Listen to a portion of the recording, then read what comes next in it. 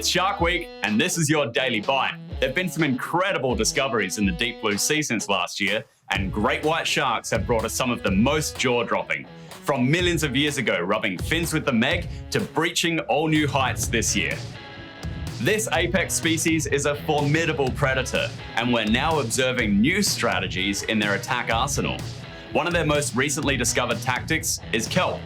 Seals tend to feel safe hanging around the protective kelp forests, but recent research from the University of Miami actually shows they have reduced cortisol levels when they aren't worried about becoming lunch. But researchers in South Africa have spotted white sharks lurking in kelp.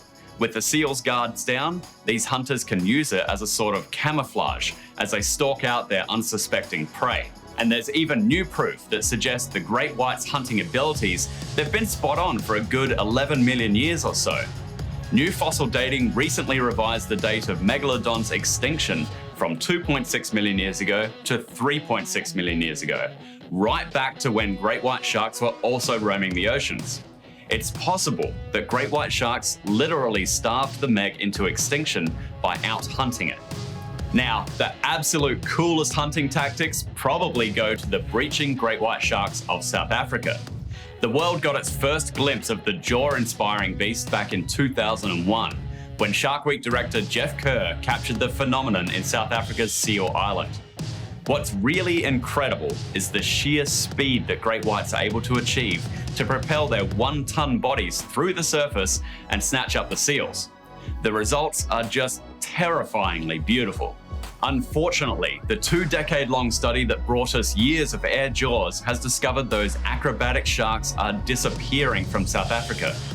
Dr. Neil Hammerschlag and Chris Fallows have documented over 8,000 sightings since the year 2000. And somewhere around 2015, the numbers dropped off dramatically.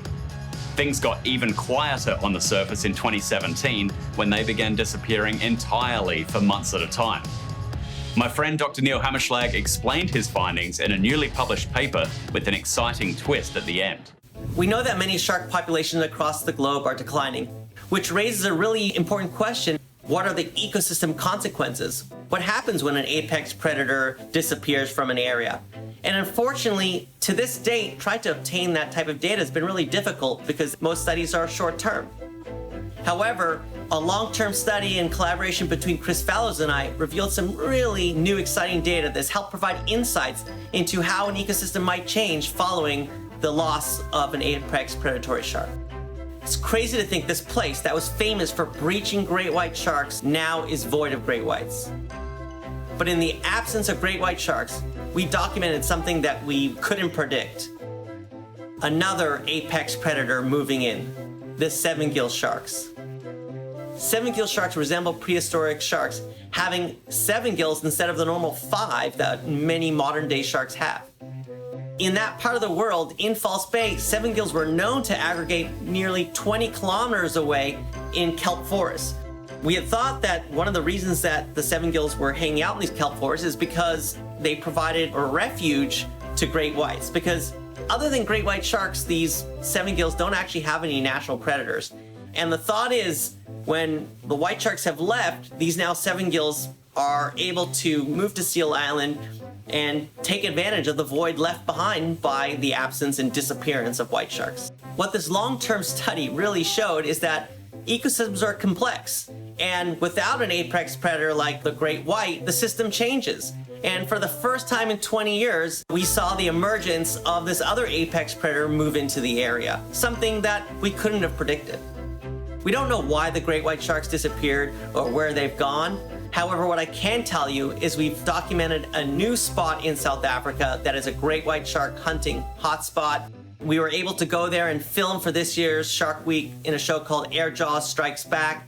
And at this site, we've seen some incredible new hunting behaviors of white sharks that have changed the way we look at shark-seal interactions. The great white shark discoveries this year have only just tapped the surface of what we know about these living dinosaurs. Shark Week scientists have uncovered so much more, like the reappearance of the largest great white shark on record, Deep Blue. And some never before seen predation in secret hunting grounds around Guadalupe. Stick with us all Shark Week long as we continue to bring you the coolest discoveries in shark. In the next episode of The Daily Bite, we're going to catch up with the fastest sharks in the ocean and their race against extinction.